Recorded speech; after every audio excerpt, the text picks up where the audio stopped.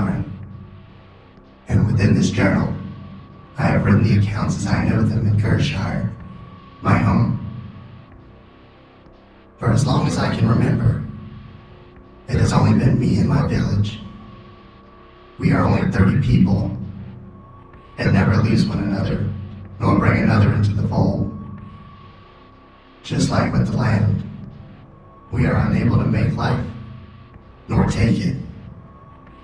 This unending barren land of leafless, petrified trees and lifeless soil is tainted by a curse older than we'll ever know. I feel like I've found death many times over, but it was always a farce. The pain of starvation would get so strong that I would feel my entire being cave and my eyes fall weak. A fleeting rest, just to open them yet again and see the eternally gray sky. Hunger only grows, and so does our desperation. The only thing that gives us any kind of reprieve is life, a sparse indulgence. Whatever that may be, it must be consumed. It only bides a short time before the pain comes back, and it's absolutely worth it. Nothing can be wasted, and everything is recycled. Life. Food is so rare that we are often so weak from starvation that we have to crawl.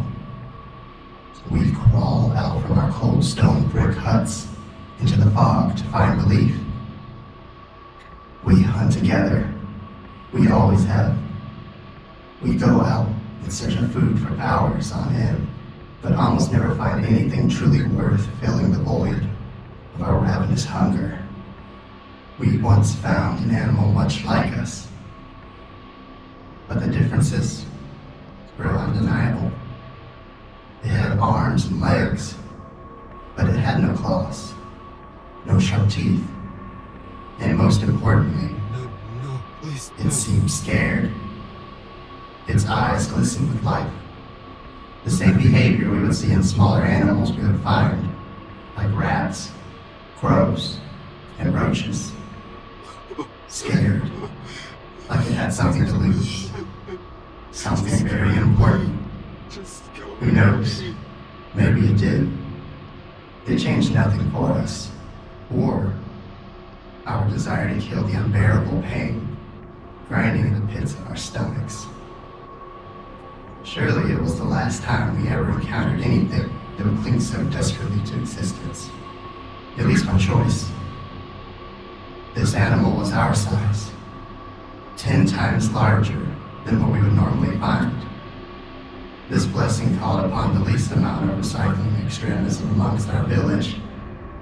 Everyone could get a fresh taste.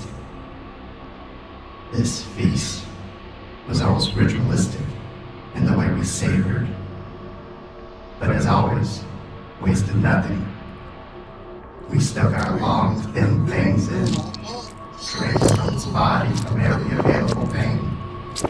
The wrist, the neck, inner thighs, genitals, and the anus. We drained it of all its fluids before tearing flesh, muscle, and fat from the bone, gnawing and chewing until only the bones and intestines were left. We were always compelled to clean our plate. We gathered the remains as well as scraping out the blood-soaked earth to begin the recycling process once we got back to the village. When we all made it home, we would relieve ourselves in a cauldron.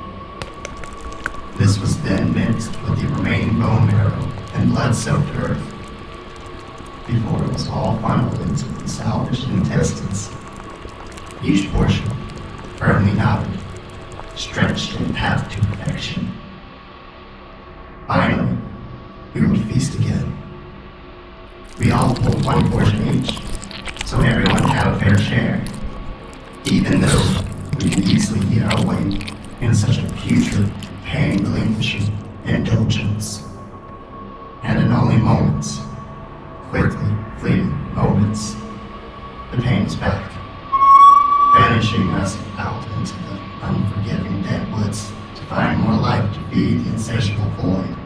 It is our hunger. These days, we are left with no blessings, only forsaken curses of the land. A land that still bears no relation or reciprocation. Maybe there was a time that we thrived here, a time before our written word, a time when our ravenous nature was satiated. Maybe we are what drove these woods dry and brittle. It doesn't matter anyways. I just hope it ends with us, that we can be the final sacrifice. One day during our hunt, I saw something that seemed to hide in the wood. At moments it was a tree. Other moments it was a blur of something that I wish I could forget. A tall, jagged, lanky manifestation of broken nature. Its face constantly shakes and shifts. Not once fully created one image.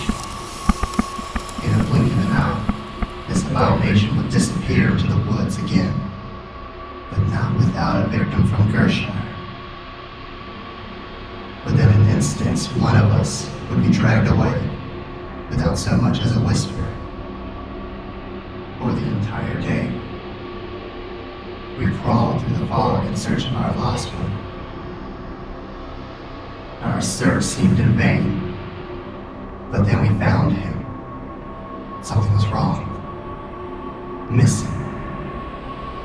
He wasn't the same anymore. Dim, unresponsive, and broken. I felt a new feeling on this cold, windy day. This feeling was fear. We all have something to beware of, and it's a fate far worse than the sweet release of death. This is leading to a reality far more torturous than I've ever imagined. More torturous than our constant gnawing hunger. More sadistic than our fleeting relief of ceasing to be before we awaken again. Unless we act, we fear that we all will be harvested. Just like all the creatures we devoured so desperate and shamelessly. At first we tried to fight it, grinding our claws to the sharpest point, filing our fangs, creating new jaws of war. It was almost exciting, wanting to survive. We thought that we were prepared. We weren't. We never had our fight. No war.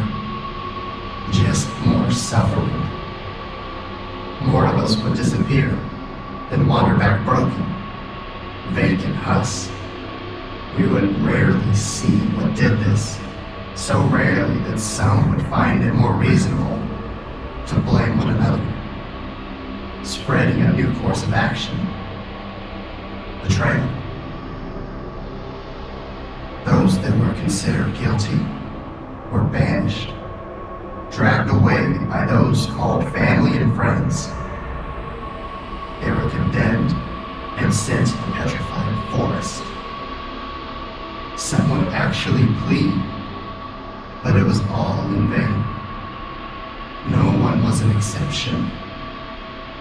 If they were to return broken, then the trial was to continue, to satisfy our monstrous energy, to leave the rest of us in peace.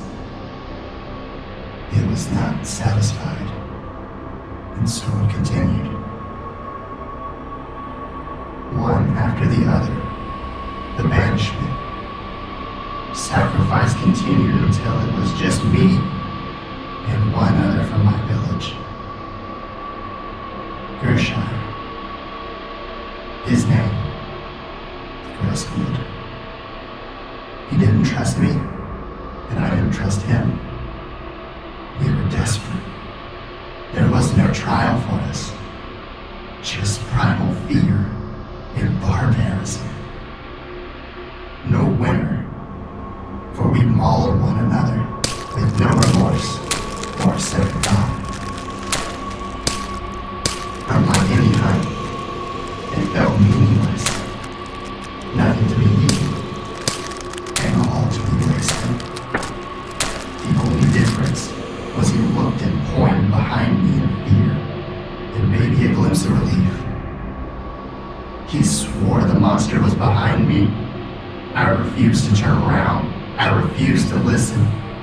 I instead jammed my claws into his neck, ripping out his esophagus, and continued to thrash mounds of flesh from his bleeding body until he was a partially hollow torso with his skull loosely attached by his exposed spine.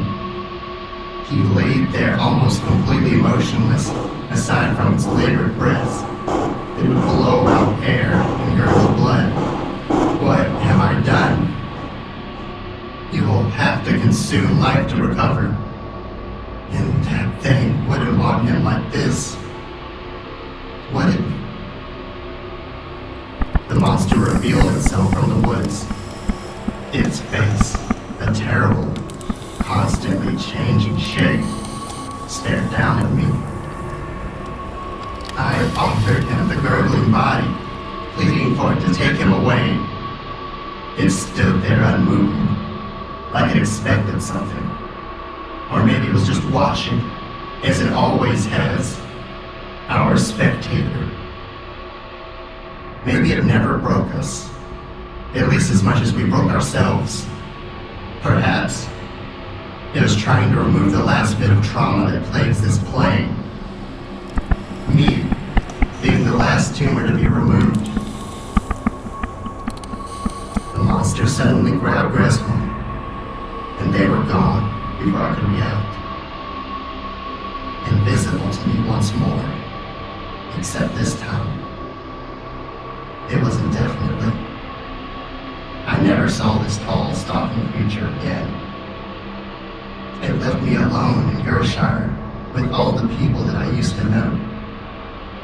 Once I realized I was truly alone in this foggy, petrified wasteland, I was overcome by a new sensation that plagued me, in a way that crippling, foodless hunger did not compare. I still feel that feeling to this day, as I hunt endlessly alone and foodless. A deep, cold feeling overtakes my body, and a shudder creeps up my spine at my revelation. I'm the monster that plagues these lands.